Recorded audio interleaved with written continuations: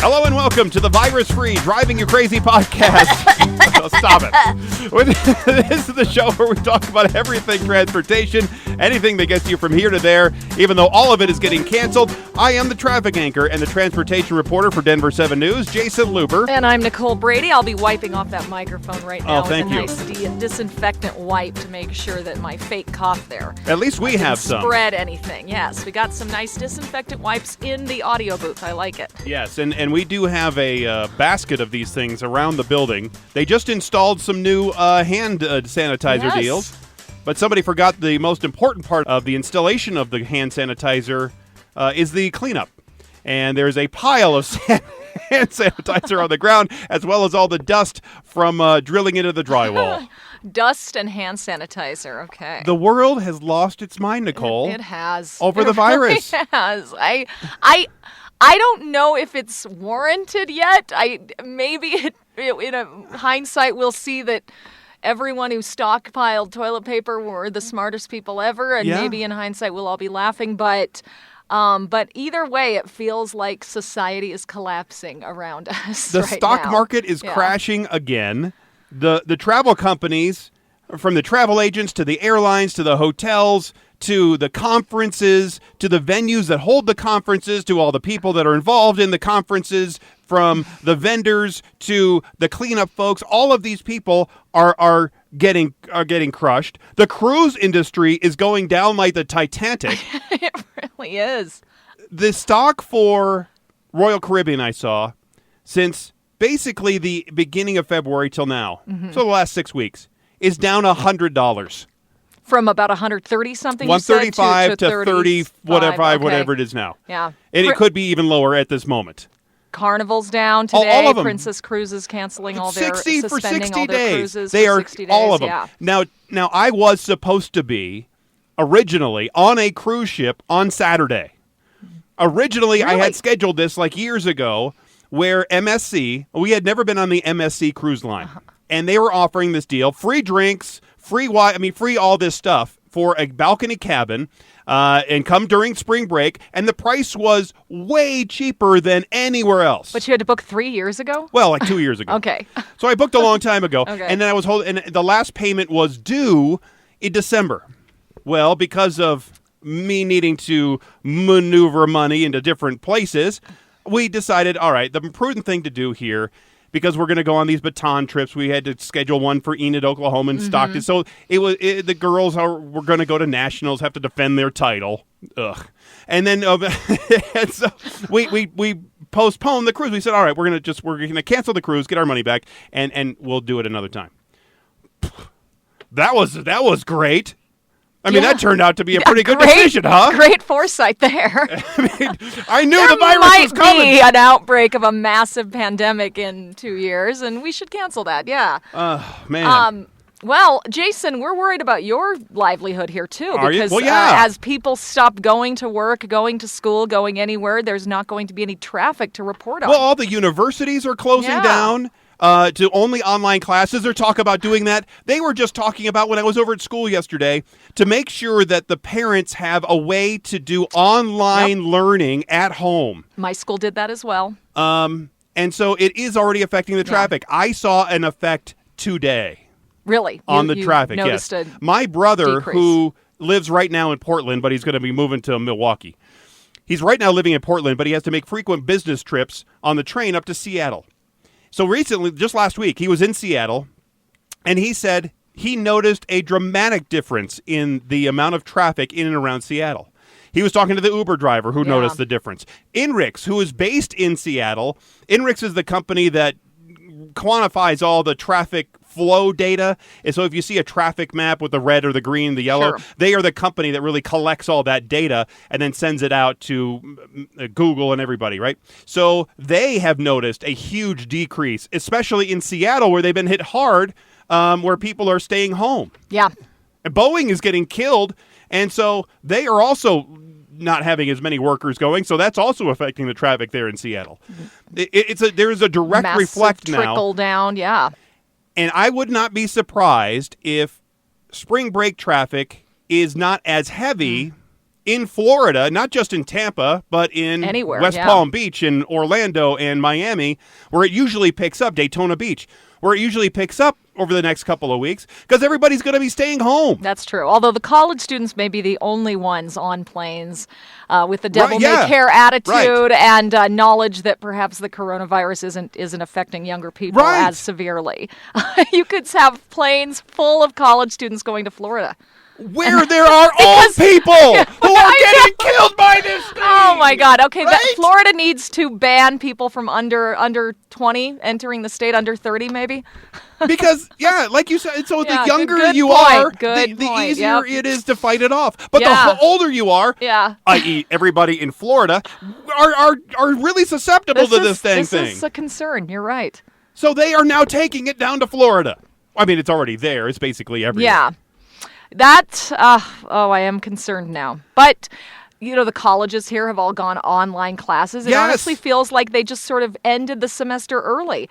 I don't even know how they keep track of who's then showing up and grades, and because it can't be quite the same as meeting in person in class. They must be modifying things, I would imagine, and even modifying assignments. And I don't remember college well enough to know. When I was in college studying broadcasting, we couldn't have gone online. For our broadcasting classes, right? It was just like work you had to here. Be you had to be there. So I don't even know how they would have done that.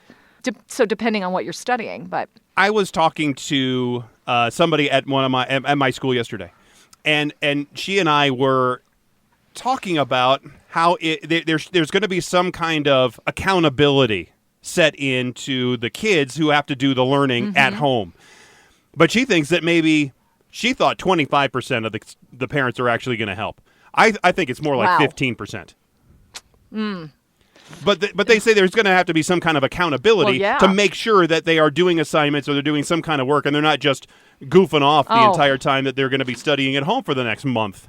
Yeah, I have a hard enough time getting my kids to do their minuscule amount of homework as a first grader and kindergartner, let alone engage them all day long. And then, of course, who is going to do that? I don't know who's staying home with them if this happens. My husband has a job that technically is done a lot on computers and maybe could telecommute. He's a lawyer, and I'm assuming courthouses would be one to close pretty soon. We were just talking about that, though. He says right now they're still making criminals show up for their appearances. He said that the dirtiest, least likely to wash their hands people are still showing up to courthouses. But I would imagine if we start to see massive closures, government-related closures in schools, courthouses will close. My husband should be able to stay home. I don't think he's going to be good at keeping the kids on track. No. And there are a lot of people who have jobs, waitresses, waiters, cooks. I mean, these people, they don't get paid unless they work. Yeah. Construction workers usually don't get paid unless they are there at the job site and they are clocked in. They can't stay home and be quarantined for 2 weeks and then make their rent or pay other bills or do other things because they are basically living paycheck to paycheck. So how does that affect? When they close down Pepsi Center because they're not playing basketball games, and it should be hockey here. We'll hear about that any second. Enough, that they're closing down these arenas. There are people. We have opening day of baseball coming up in a month. When they close down these stadiums, people rely on those jobs for their income. Which is why, of course, our state and the federal government are talking about stimulus and resources for people. But it really feels very similar to the aftermath of the 2008 crash. But it's different than that. But it is. It's different because, as you pointed out, it's the fear driving all this right now. That was fundamental. And the unknown, That was fundamental of the underlying economy being overextended and credit being overextended. Not that people are freaked out and buying all the toilet paper over at the grocery store. Yes. I mean, seriously.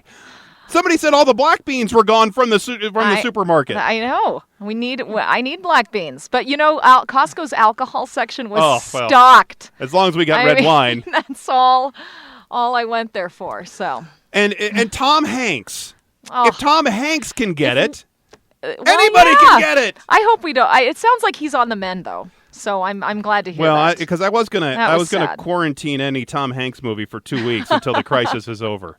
I think that would be Even the safe and Castaway? even Castaway and Forrest Gump and all the rest. I think we're not going to be able to watch any Tom Hanks. Maybe even Bosom Buddies. We'll just have to put them all back in the shelf and then wait a couple of weeks until he's better, and then we can start bringing out the Tom Hanks movies again. Well, that's what I mean. We'll have to have movie marathons for a while if we're all stuck at home. Yeah, I made it halfway through the Fred Rogers movie that he was the Mr. Rogers I have to see that movie. still. Yeah, so but it's all about the social distancing. Yep. You and I, we are at least 3 feet apart right now. Mm-hmm. I've heard you have to be 6 feet apart. Yeah, and we are in a why are we closed in this room? enclosed room together? Because I just noticed that. I guess I'm relatively sure that you're safe. I think so. No symptoms. We've been monitoring the shortness of breath and yes. Even though we did get the email fever, today that somebody, it was like somebody's sister's mom's former roommate's cleaning lady, few degrees of separation was at their house, Yeah. and then the person came into the building. So now they sent that person away to be self-quarantined, and they're scrubbing things down. So Well- that's how easily it can get to us. Isn't there the 6 degrees of separation Yeah. from Kevin Bacon? Kevin Bacon has to be involved, though, right? Yes. So if Kevin Bacon gets this disease, Oh no! Then everyone gets it. that is the key. He might be the missing link. Don't you think? Isn't Kevin Bacon the missing link? Protect Kevin Bacon. Yes, at protect all at all costs. If we've learned anything from this, all right. Well, and Do we have any traffic to talk about today? Or Oh no, we did Yeah. eventually. But I Okay. just want to talk virus. No, I mean, because because it's this is affecting all the changing everything, airlines, yeah. every flight. I was reading from Southwest Airlines that typically they say they use these hospital-grade disinfectants in the lavatories and in the interior of the airplane to clean it, usually just at night. But now they say they're doing more of a scrub-through between flights. So maybe. But I also read from an airline, some one of these trade magazines that I read occasionally, that they say that the seat back pocket is one of the dirtiest places on the airplane. Really? Because people put their feet in there and they Yeah, have their ew. phones, which are always dirty, and they put their phones Yeah. in there and their hands are grubby and they put their hands in there. And so those are some of the dirtiest areas, that and the seatbelt, because everybody touches the seatbelt. Yeah. And I'm not kidding. The last time I was on a plane, which was maybe 6 months ago, I always take out my little Clorox wipes before you could, when you could buy them at the grocery store. And I would wipe down this tray and I wipe down the seat. I wipe down here, and people are looking at me like I'm crazy. And you look at the back of the wipe, and it's all black from all the ugliness on there, right? And so I'm trying to keep myself. Now everybody's doing it. Yes. So who's the crazy person now? Well, you're right. You and my husband. My husband has been paranoid for a long time, telling the kids to wash their hands the second they get out of any public place, pretty much, and keeping hand sanitizer around. And he bought a bunch of hand sanitizer well before this started, before flu season. And now, boy, am I grateful to have him. See? Because I think I could sell it. You probably I think I could sell that hand sanitizer. It is worth more than drugs. So on the street, I don't know, black market value right now. We'll see, but It's pretty or good. maybe I should keep it for us. And now we have all the international travel between the United States and Europe canceled. Mm-hmm. So that's obviously affecting all the airplanes. So those people aren't working. We have a crash in oil prices, not just because of the virus, but because Saudi Arabia and Russia are fighting with each other. So oil is at like $30 a barrel. It's not really. It's not sustainable at that price. Mm-hmm. So here's my one tip for you. If you have any money, buy as much oil as you can. You can buy it on oil stock, not like oil companies, but like the exchange traded funds. Buy as much as you can because it's not sustainable at $30 a barrel. Yeah. It will be going up to at least 45, 55. It's sustainable around 55 to 60 because that's where everybody's making money. It's low enough for us to be happy with the gas prices. It's high enough for the energy producers to be getting a profit and to be able to explore and get more stuff. So there you go. If you want to double your money over the next couple of months, when hopefully all of this calms down, buy some oil ETFs. I don't have any money, so I don't either. I can't do that. So give me 5% when you do make your when you make your millions. Yeah. But all these planes that are going to be sitting doing nothing will also be affecting the price of gasoline and oil for a longer term because they're not going anywhere. Yeah. So you're not burning fuel. People aren't going out, so they're not going to be using as much gasoline. It's really going to be an interesting domino effect to see how all this plays out over the next short term and then long term weeks. We just saw a press release on Frontier offering 90% off flights. And not just for like Wednesdays and Sundays. It's for every day, like to basically every city. So what 90% off a Frontier flight? I know they're like already $5. But they make most and of then, of course, the baggage fees and all that. Yeah, that's where they make their money on all that stuff. And those prices aren't coming down. No. But you're right. If you can get a ticket from, let's say, Los Angeles to Tampa Bay for $20, boom, you're going. Yeah. Right? Hey, aren't you going to risk the virus? Cancels I guess. Well, my family, we have this Disney World trip planned in 2 months. So they haven't canceled Disney World yet. They have not closed Disney World. When's that going to happen? It's in May, so I'm just holding off. We had put in a deposit. This was a huge family trip we have planned.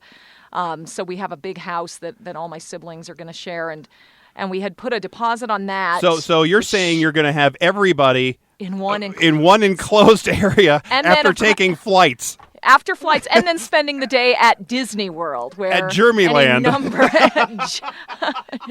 Germ World. Yes. So I haven't bought flights yet. I haven't bought tickets to Disney World. I have not bought anything yet because I figure I'm just going to wait and see. You might as well. Every day, because it's changing. It will either be canceled. Or you're going to get 90% off your flight. Yeah, right, exactly. Either way, you got a bonus. It works, yes. Yeah. They haven't canceled any of my Baton trips yet. It's supposed to be driving to Goodland here in early April. Well, Goodland's not a... you don't think that's a hot spot? Hot spot right now, not yet? I don't think. There's not a big outbreak in Goodland, Kansas? Not that I've heard. Well. And batons, though, as long as you're wiping them down...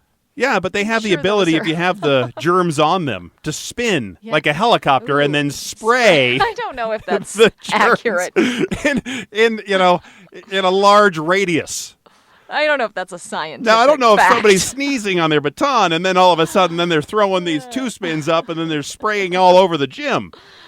We need an animation of that, how that happens. I'm supposed to be keynote speaking at this, the Gilpin County Education Foundation event on Saturday in a couple of days.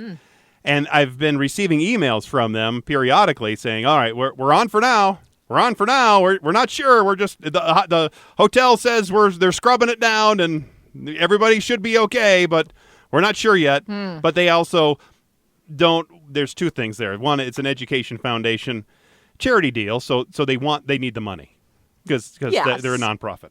Helping out kids, giving scholarships to kids to going to school that are all doing it online now, and then and then also they don't want to lose any of that money that they spent to rent the facility, sure.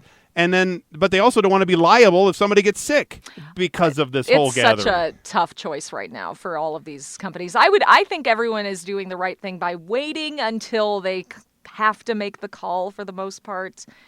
Because we just don't know day by day. I'd hate to see too many people preemptively take an action that's not needed, although my gut is that within a week, most of these will have turned out to be good calls on closures and cancellations and really, I did a story yesterday on the business community here in Denver and the Downtown Denver Partnership, really trying to send the message that Denver is still open for business, but that they're putting up signs and they're warning their members we're not open. of precautions. We're not open. And you get the feeling that they know it's just another day, another 2 days. Any day now it could change, but they can't tell everyone just stay home and panic everyone, right?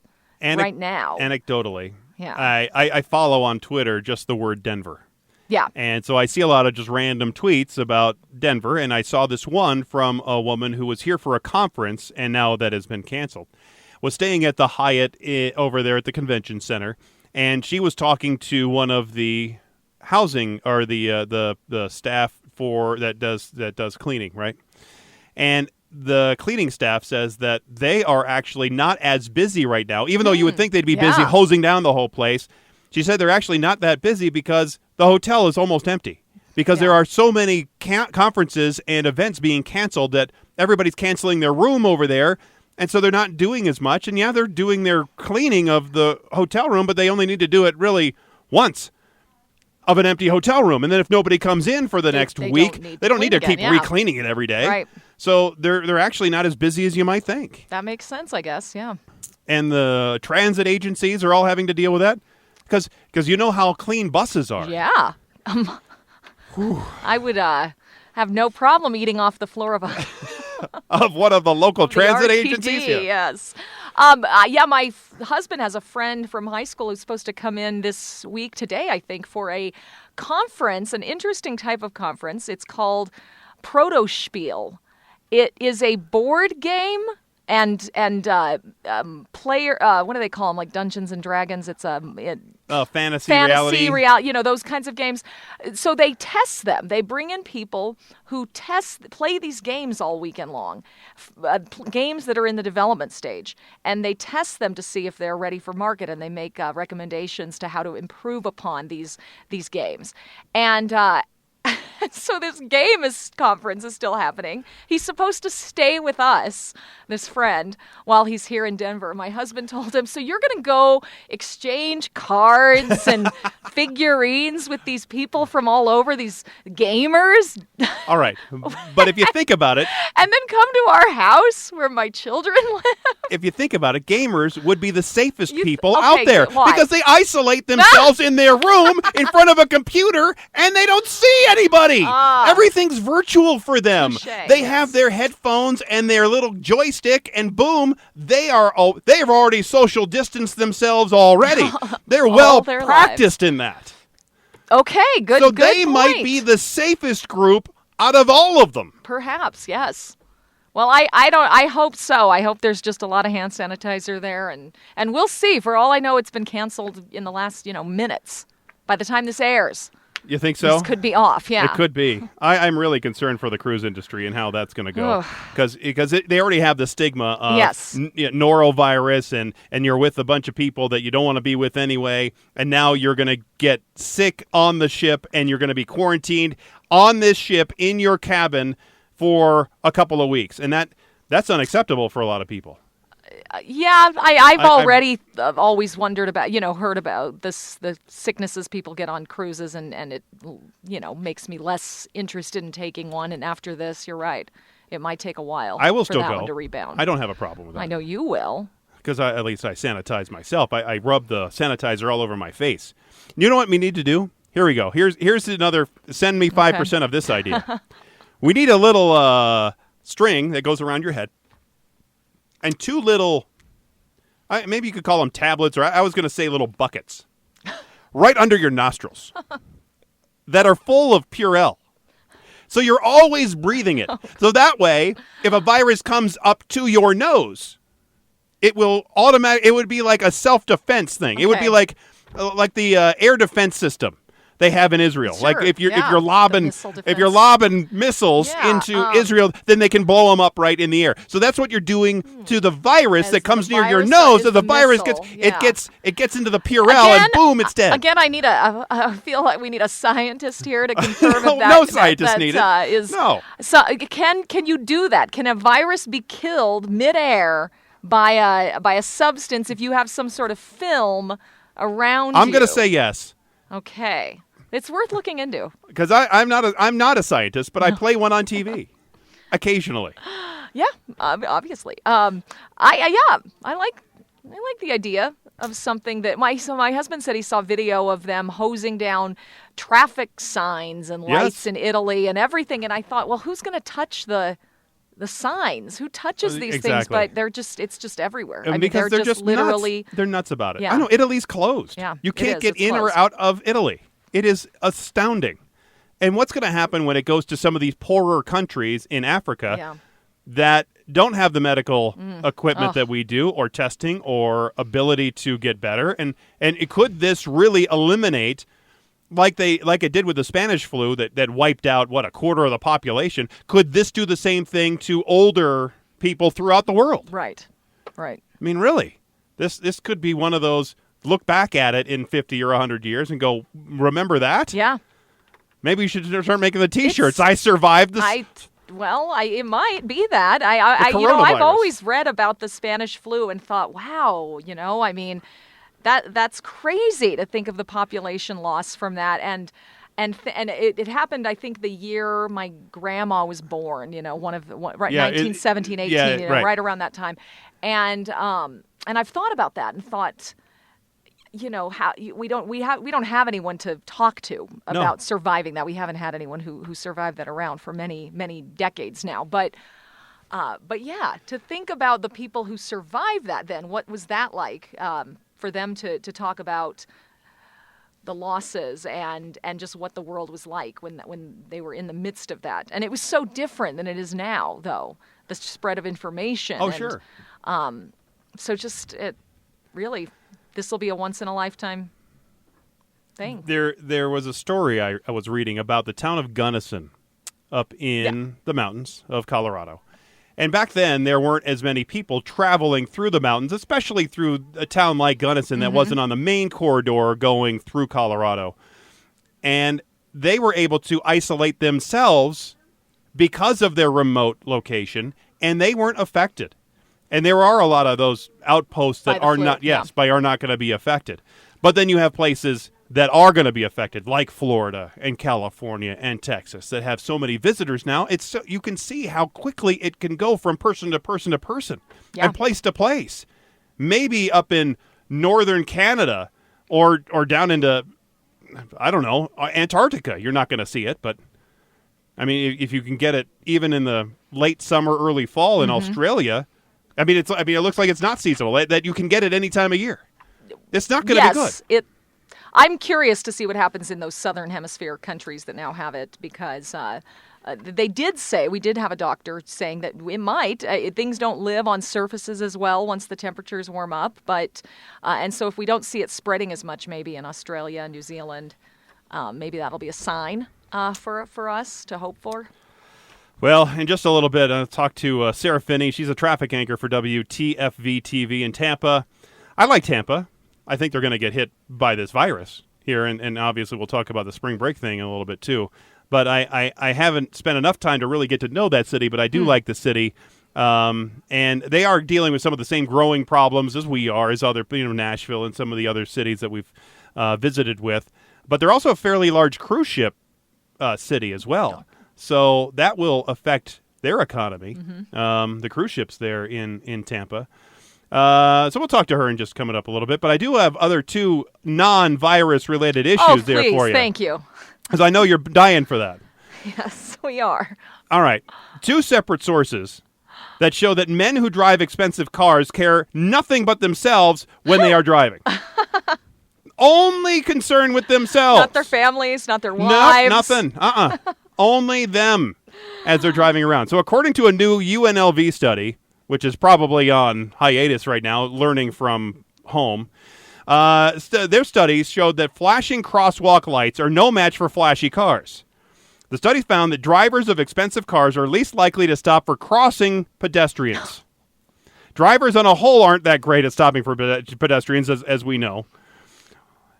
Of the 461 cars that researchers examined, only 28% yielded. But they said the cost of the car was a significant predictor of the driver yielding, with the odds that they'll stop decreasing by 3% per $1,000 increase in the value of the car. Wow. Researchers estimated the cost of each car using pricing categories from the Kelley Blue Book.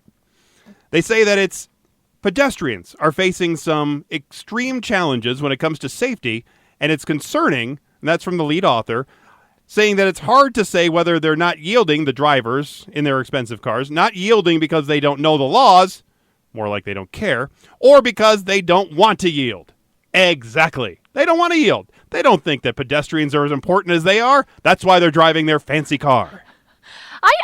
It's interesting, though, because I would honestly think that people in really, really, really big lemons. I was going to say crappy cars. Crap cars. Here. Can I say crap? Oh, sure Yeah. you can. You can say whatever you want. I would think they don't care either. No, I think they much. care because I think they're looking out for their fellow man because they You are on think? par. Yeah. Some, yes, perhaps. Because when your nose is in the air because you're a rich snob, then you can't see where Maybe you're going. that's what it is. The nose blocking. Yes, I think that's your what it view. is. Because Yeah. you're always looking up with your nose like this. Mm-hmm. That's what it is. Of course, you can't see Yeah. that because... Well, that's interesting. Yes. So pedestrians, you've been warned to watch for fancy cars. Yes. They also found in this study that motorists overall yielded less frequently for men and people of color waiting at mid-block crosswalks than for women and white people. It's Interesting. also consistent with findings from similar studies on the topics of drivers yielding behaviors associated with social class, race, and gender.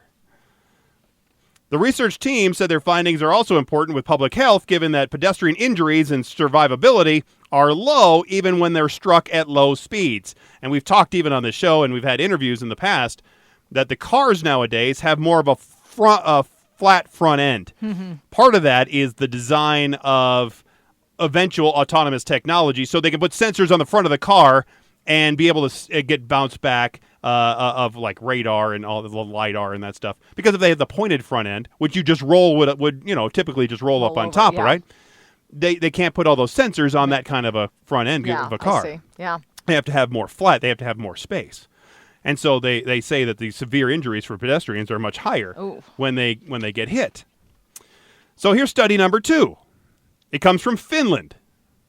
I don't know how they're doing with the virus. How's Finland doing with the virus? I've been checking countries. Have you? I have not. I didn't not seen notice Finland on the list? On the list, I'm sure they probably have it. I think. Oh, it's why spread wouldn't pretty they? widely I mean, in it's- Europe. I don't know. But it's still snowy in Nordic Finland. Countries up there have. Do you think they have a lot like Norway, Finland, anywhere up in... I bet they have free testing though for everyone. Well, in the Journal of International Psychology... Oh, here it is. 65 cases now. Oh, in Finland. Oh, So, that's not good. There you go. Well, in this Journal of International Psychology, it finds that many owners of high-status luxury cars are actually jerks when they drive. In a press release from the researchers, they say, quote, self-centered men who are argumentative, stubborn, disagreeable, and unempathetic are much more likely to own a high-class society car, such as an Audi, BMW, or Mercedes. What kind of car does your husband drive? Yeah, I'm driving the Beamer right now. He was actually. driving the BMW, wasn't he? Bought And he the gave it to Beamer. you. He lets me drive it. But he bought it. But he bought it, so I'm going to say that does fit him. Does that fit? Because Yes. it kind of sounds like it might does. fit him. I think he's pretty empathetic to the common man. He was a public defender back in the day. Uh-huh. But now he's a hotshot Now lawyer. he's a hotshot divorce lawyer. See? The study surveyed 1,892 Finnish car owners and also analyzed their personal and their personality types. The lead author said his observations that are drivers who are most likely to run a red light, not give way to pedestrians, and generally drive recklessly and too fast were often the ones driving fast German cars such as BMWs, Mercedes, and Audis. He had read previous studies that found luxury car drivers are more likely to ignore traffic rules and drive unethically, but it was unclear why. He wanted to know if wealth was a corrupting factor in their behavior. The study author, who was also a professor of social psychology at the University of Helsinki, they're probably also looking at doing online classes. He found that less cooperative, less kind, and less considerate men often drive high-status cars. He said these are the same traits that also explains why such people break traffic regulations more frequently than others, and he found no connection between female self-centeredness and luxury cars. Really? That it's all the dudes and not the dudettes. But of course, not all luxury car owners suck this way. In fact, some are quite nice. Some are quite dependable. The study also found that the conscientious man and woman, people who are organized, ambitious, respectable, and often high-performing, are also frequent owners of high-status cars because they are those... You would think you would need those qualities to be successful. Yes, in some exactly. They cases. have Yeah. those personality traits that make them into business leaders and company owners, and Sure. and then they're going to want to buy something sweet. The professor says that it likely reflects an appreciation for quality and an urge to present oneself and their self-image as classy and reliable. So there you go. There you go. So if you're rich, you're driving a nice car and you're running people over. I think that means there are some nice rich people and there are some jerks who are rich. So well, they can get the swine flu too. Not the swine flu. What are we talking? The coronavirus. Yeah. The swine flu is so what? So 2009. And whatever. Yeah, Ebola, swine flu, SARS. How many more do we have? I mean, there's going to be. There's countless animals that could give us something out there. Oh yeah, I'm sure. I'm surprised we didn't call this the bat flu of some sort because somebody was eating a bat sandwich or bat soup or whatever, and here we are. And here we are with the world collapsing. Still here today, though. I don't know if we'll be here next week, though, Jason. We'll see. God only knows. We can do the podcast from home, though. That is one thing. That's one thing I know. If I can get a green screen and an ISDN line, I could probably do my job from home. Probably. Let's set that up. Do this in my underwear. Okay, it's. Wait a second. You're talking green screen. We'd still be able to see you. Oh, okay. That's still a problem then. I still have to dress up. All right. It's time once again to talk traffic. This time we're going to go to the city by the bay. No, not that one. Not the one on the West Coast. The one down in Florida. Sarah Phinney is the Emmy award-winning journalist who's been the traffic anchor on Good Morning Tampa Bay since June of 2018. Sarah came to Florida after spending nearly 3 years in Cleveland, where she did some work as a fill-in traffic anchor and worked on the anchor desk as well. Sarah, thanks for being here, making some time in your busy schedule on the world-famous Driving You Crazy podcast. World famous indeed. So happy to be here. Thank you. Now, before we talk some traffic issues there in Tampa, let's talk a little bit about Sarah. So how did you get started talking traffic? Well, it just has been a bit of a winding path. I started my first job in TV in Evansville, Indiana. Have you ever been there? No, I have not, nor do I plan to. Oh, it's not on your bucket list? No. I can't believe it. The virus and also. Oh, right. I understand. Curb the travel. Yes. It's a sweet little town on the Ohio River in southern Indiana. And so that was my first job there. Shortly after I moved to Louisville. And I was only there for about a year, only had a year contract. And then I was lucky enough to land in my home market at a script station in Cleveland that I had previously interned for. So it was a bit of a homecoming. And I did morning reporting, general assignment there. And as you said, I did have the opportunity to fill in a couple times on traffic, and I really enjoyed it. It was nice. And so when I saw that there was an opening at our sister station in Tampa, I decided to go for it. I didn't know what my chances would be, considering I didn't have too much experience in traffic, but I was so tired, Jason, of standing out in the cold 8 months every year in Cleveland, getting snowed on. And so thankfully, it all worked out, and it's really been an enjoyable experience. Yeah, that really is the worst especially a morning reporter, because they always, on any bad weather day, will send you out to the cold nether regions and say, go ahead, tell us how bad it is. And then you have to, and it stinks. Yeah, in a way, it's like, all right, well, I can do this with my eyes closed. But on the other hand, it's like, I am freezing. Yeah, exactly. I can't form any thoughts.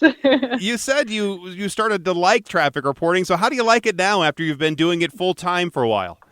I love it. It was definitely one of the best decisions I've ever made. I really like it because obviously I get to do reporting, anchoring, live shots in addition to traffic reporting. But the thing about general assignment is that, you have to familiarize yourself with a topic every single morning that's different than what you covered the day before. And what I really enjoy about traffic is that although the information varies every day, you've got the same baseline, and so it gives you the ability to work toward becoming an expert in that field, which is nice. What I experience is that there's more than just traffic, because I do my Driving You Crazy series of stories where people send me questions and then I go investigate. And really transportation, it really affects people at a base level where if their drive is affected in even the minor way with a pothole,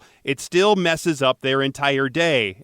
Absolutely. And one of the reasons why I was appealing to the news director who was here at the time is because they were about to launch an initiative called Driving Tampa Bay Forward. And so basically that means that we continuously ask our viewers to send in any questions, concern, problems that they see in their neighborhood or their community. And then we look into it similar to what you do, hopefully get them some answers. And most times those stories make air, but other times we're just helping people out, answering their questions about what's going on in their community. So what's it like to drive with so many old people? I mean, I know I know the Village is America's friendliest hometown. I know it's a bit north there of Tampa, but there's still a lot of old and retired people there in Tampa. So how's it like driving with all of them? Well, here's the key, Jason. That is my style of driving. Oh, perfect. Slow and steady wins the race, all right? I'm not in a rush to go anywhere. So it doesn't bother me. I prefer when people, take a more relaxed approach and, don't get too worked up about anything. Just kind of keep on keeping on. But when I've been down either in Tampa or in Fort Myers, I do see a lot of retirees there, and I really do think they affect the overall style of how people drive in a town. So have you seen that as well there in Tampa? So I would say more in Pinellas County, which is the county that is on the Gulf, that they are more impacted by snowbirds than Hillsborough County, where Tampa is. So I do live in Hillsborough, so I don't see the massive influx personally in the wintertime, but I know it happens. I know that people get a little frustrated, especially, right at the beginning when those people make that trip down there and everybody's kind of getting used to being back on the Florida roads. So I understand the frustration. I'm speaking with Sarah Phinney, the traffic anchor for WFTS-TV ABC Action News in Tampa Bay. One of the unique aspects, as you just mentioned there, of Tampa Bay is that you are right there on the Gulf of Mexico, and you have a bunch of major bridges. And so when you have a town constructed around a bunch of major bridges, there are only a few ways to get on to or off of those islands in that area over there. So I would think that would have a special challenge for some of the drivers to deal with only a few bridges to get through those spots of town. We have 3 main bridges that bring people from Tampa to St. Pete and back and forth. And my eyes are always on those 3 spots, especially one called the Howard Franklin. It is the busiest of our bridges. And if there is just one thing that happens, it is an absolute mess. And now we've got some construction going on the Tampa side of the bridge because they're working to alleviate some of that congestion as people travel from St. Pete into Tampa. It's nasty, and it's definitely something that I watch every single morning. If I get even the tiniest little report of something going on over there, I always check in the cameras to see what the situation is. I always hope that it's over on the shoulder, that we won't have a big problem, because when it's even in one of our travel lanes, it can jam up everybody's commute. And then all the people who usually take that bridge take another bridge to the south called the Gandy, and then that jams up, and then that's worse than the Howard Franklin, and it's a terrible game. I always tell people, pick your poison. Yeah, exactly, because there's really not many ways to go, but I've heard there's also talk of maybe replacing one of the bridges out there. Is that right? That is correct, and that is a huge project. They're going to actually build a new southbound bridge. It's going to be $800 million. Wow. Construction is expected to start in the spring, and it's going to take about 6 years to complete. One thing FDOT is a little bit worried about is that people are going to be distracted by all the activity with the process of building the bridge. So once we actually start to see some activity there, of course, I'll be warning drivers. They'll be warning drivers, keep your eyes on the road. Don't worry about what's going on. Yeah, and it's always fun to watch those projects because those folks have to put those pilings into the water, down to the bedrock, and it's just a fascinating process how they construct those pilings to be able to support the bridge structure and just have it sitting there in the water. And you're going, well, how in the world are they doing this? And that must be an unbelievable job. Truly a puzzle. Yeah. It is incredible how they construct those, definitely. And you are one of the newer people, as you just mentioned, coming to Tampa Bay. We've seen a lot of people here in Colorado coming from other places. Have you seen a change in the traffic or transportation patterns now that a lot of people are moving into that part of Florida? So I've been here for almost 2 years, and the growth in Tampa Bay is incredible. It's crazy. I have friends who visit from the Midwest, and they're like, I haven't seen this many cranes, and I don't even know how long. And, coming from Cleveland, where it's like, if there's one construction project, it's like, in terms of like building an apartment building or something like that, it feels like a really big deal. But here, things are sprouting up everywhere. Even I was just out on a shoot, and I saw something going up that I had no idea what it was, and I had never even seen it before, just because it's not part of my normal commute. And I mean, things like that happen all the time. So much growth around here, and yeah, that's only adding to the congestion on the roads. I am speaking with Sarah Phinney, the traffic anchor for WFTS-TV ABC Action News there in Tampa Bay. And with all those new people, Sarah, they typically, especially if they're younger people, they tend to like to jump on light rail, onto transit, maybe onto buses, but not as often as they like to use either trains or maybe a streetcar. I know Tampa has this weird streetcar deal that just basically has one line, and you obviously have the buses, and you're looking at bus rapid transit, but what about maybe a light rail system or anything else with expanded transit? We can hope. I know that our county leaders were out kind of looking at Orlando's situation this week even. But really, the streetcar that you mentioned actually is very popular here in Tampa. And it's pretty incredible because it was built in around 1890, and it became a really important part of the community then. And it kind of peaked in its popularity in the 1920s. And then those streetcars stopped running in 1946.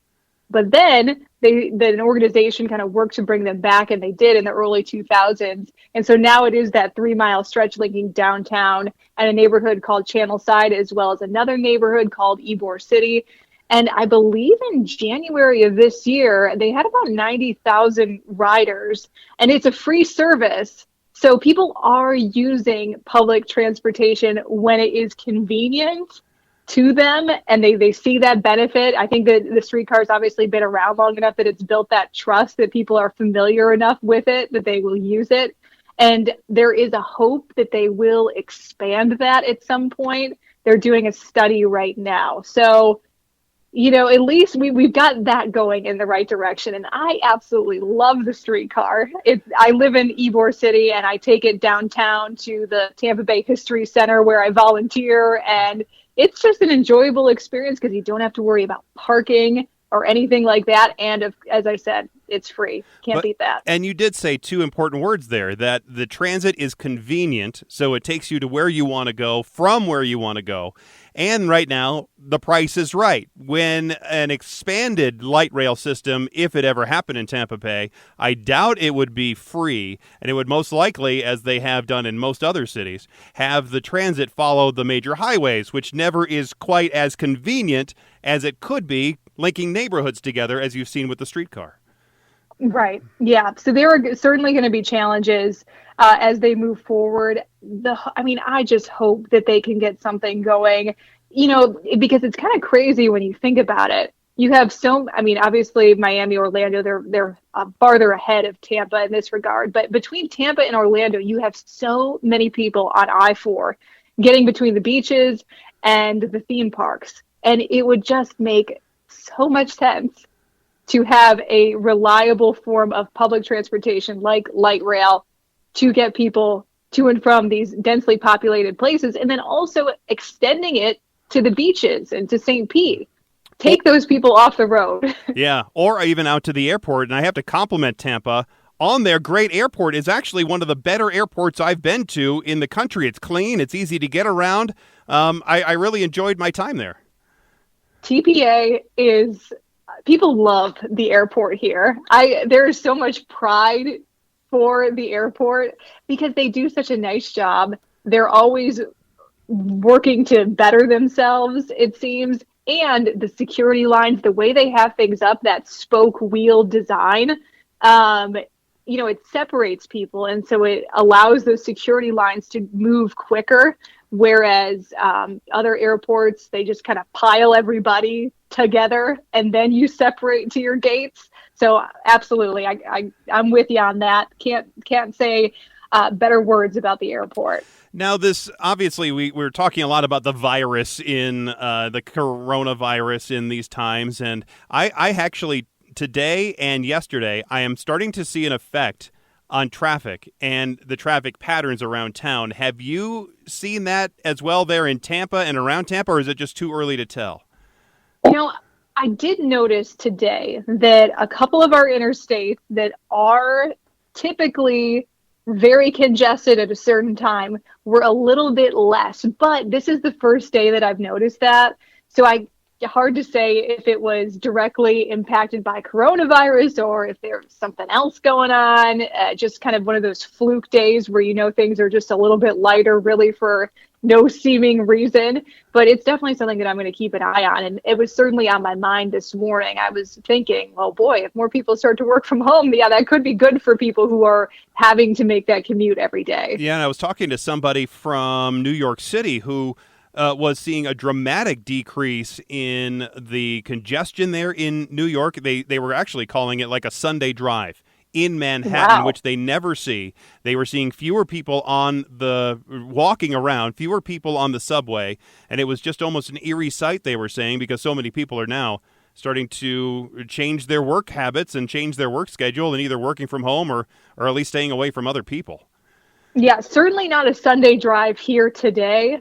But I'm going to be very curious as we move forward the next couple of weeks, although we have spring break happening here next week. So expecting traffic on our roads definitely then and partially the following week. So that'll be good, for drivers. Yeah, it'll be interesting to see how spring break works out because we have my kids' spring break is next week.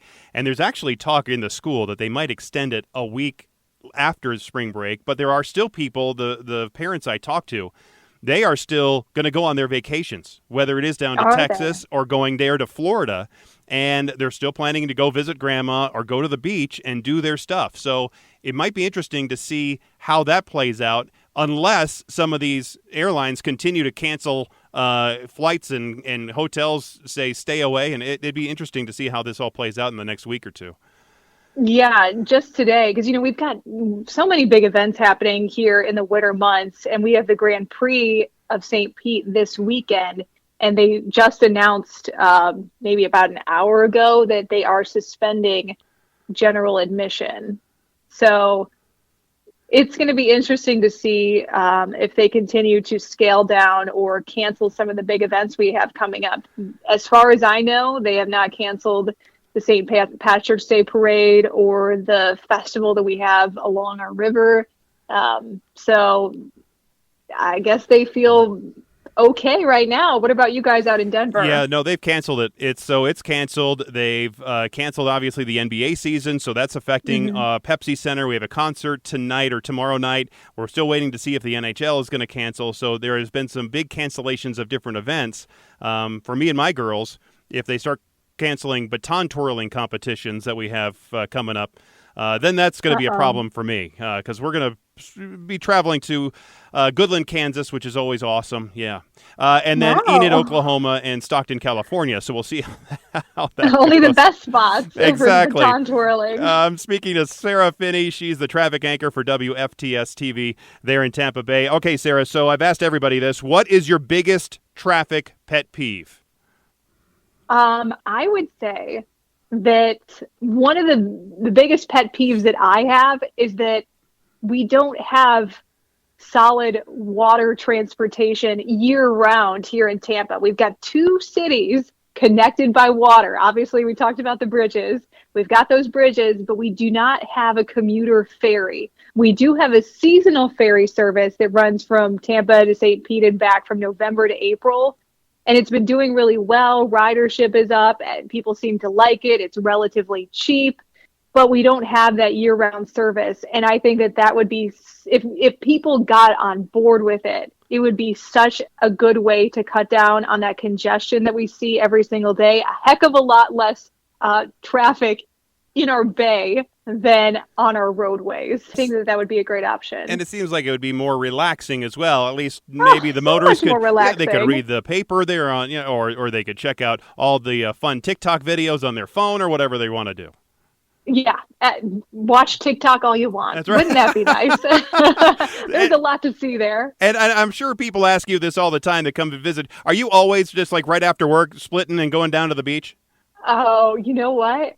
We haven't been to the beach, and I can't even tell you how long. And you know what the reason why is? What's that? Don't want to deal with the traffic. Yeah, there you go. That's it. There you go. It's like the parking and the traffic. It's just daunting. Thankfully, we've got a lot of other great things to do aside from the beaches around here, but would love a way to get there without having to deal with that. It's the same thing for skiing. So I have, Breckenridge and Vail and Aspen and all the greatest resorts you could ever want here an hour and a half away if there's no traffic.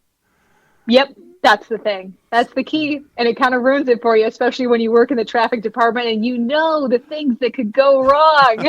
Exactly. It's like, what if? Well, Sarah, that's just to stay at the pool. I know you didn't have a lot of time, so thanks for carving out some time for us here. Appreciate it, and enjoy your time there in Tampa. Do you want to just keep working there doing the traffic beat, or do you want to move to anchoring or do something else? I absolutely really love my job as it is right now. Obviously, really enjoy traffic, getting to learn more about the roads and transit and transportation, and also get to do a nice mix of things with anchoring and live shots and reporting. I was supposed to be live at the Grand Prix tomorrow. That's not happening anymore. Well, the best laid plans go away with a virus. And by the way, there you go. If you ever want to do a job share where I can work down there, let's say from November to this time, and then you can work here, then, hey, if you want to, we can do that. We can, just flip-flop. I have officially left the snow behind, and I don't have any plans to return to that. All right, perfect. So I'm sorry, but maybe in the summertime I'd be willing to do a swap because it is unfathomably hot down here. Yeah, this is a pretty nice place to be in the summertime, I got to tell you that. All right. Well, let me know if you're interested then. Okay, perfect. Sarah, thanks again for being here, and best of luck to you. Thanks so much. Thanks for having me. And there she goes. Like I said, Tampa is a pretty cool town. I'd like to visit there more often, go to the beach more often.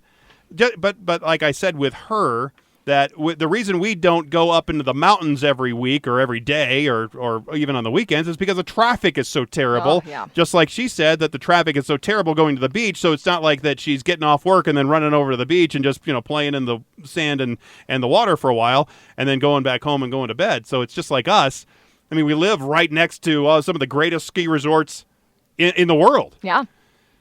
But yet they are also covered in the virus. Yeah. But you would think that people wouldn't get the virus as much because they're covered in head to toe with ski what, gear. The Brian Sanders, our morning anchor, said. He said he's going to go to Aspen next week as we had planned, even though Aspen is at the epicenter of our virus in Colorado. That's a smart idea. He said he'll be covered with his ski gear all weekend. Is he going to self-quarantine?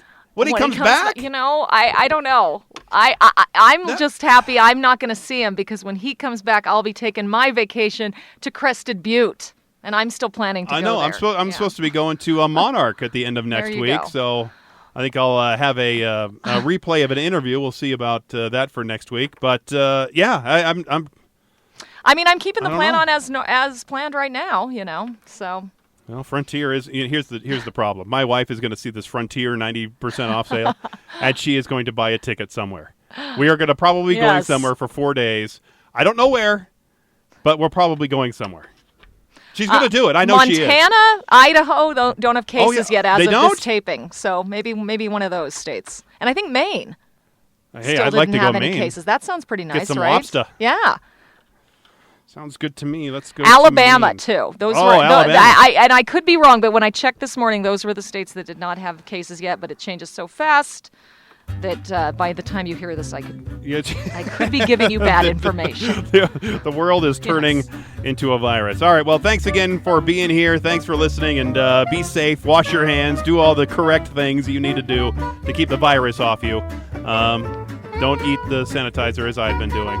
It probably has more long-term health effects. But if you do invent that cup that it can go right under your nose. It goes right into your nose. Then call Jason. Give him his 5%. Yeah, I need my 5%. All right. Thanks again for listening. Until next time, I'm Jason Luber, the traffic guy. And I'm Nicole Brady. Healthy for now. Be safe, and as always, happy motoring.